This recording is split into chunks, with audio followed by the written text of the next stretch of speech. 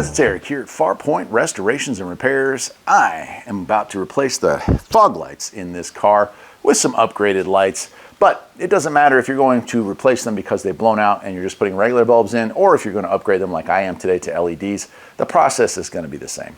I'm going to go ahead and show you that you can do this on the ground by crawling up underneath and reaching up in there, or if you are lucky enough to have jacks and jack stands, it's a little easier if you have it a few inches off the ground to stick your head up under there.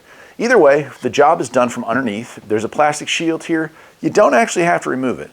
Some of you might want to take one tab out. That's not a big issue if you need to. And if not, hey, I understand. But let's get started. These are a little trickier. You're going to come up from the bottom. If you have a jack and a jack stand, great idea to use them. If not, you can just lay flat on the ground and reach your hand up in there. You have a plastic shield under here, and I'm going to get the camera down here to show you.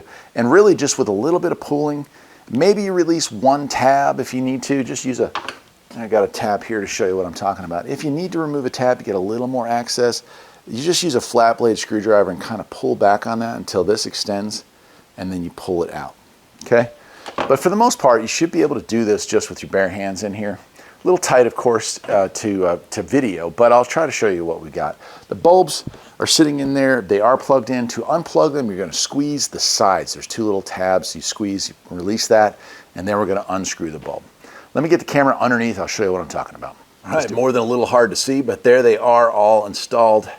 You can see, and you can't see the plug, but it's plugged back in with that little additional piece there. Cool, let's test them out. Okay, a little hard for you to see probably, but you know that it's in there and fully screwed back in if the LED is facing up or down. If it's at an angle, sideways, or if it's tilting up or down, you missed one of the tabs or didn't push in hard enough. Now they do have a rubber gasket around it, so you kind of need to push in when you rotate in order to get them to line up just right. This one, let's see if I can get it from the side so you can see. This one you can see is facing right up and down. Cool.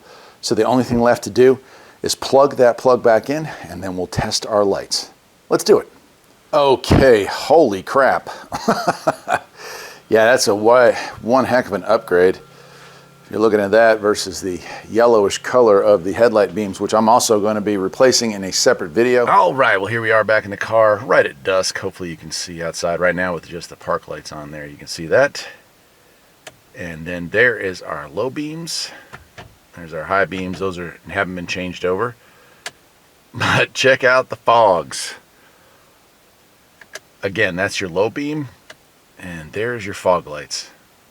That is going to make a huge amount of difference this winter, my friends. I guess I'll leave it at that. I'll leave a link to where you can pick one of these up. And I'll see you next time. Take care.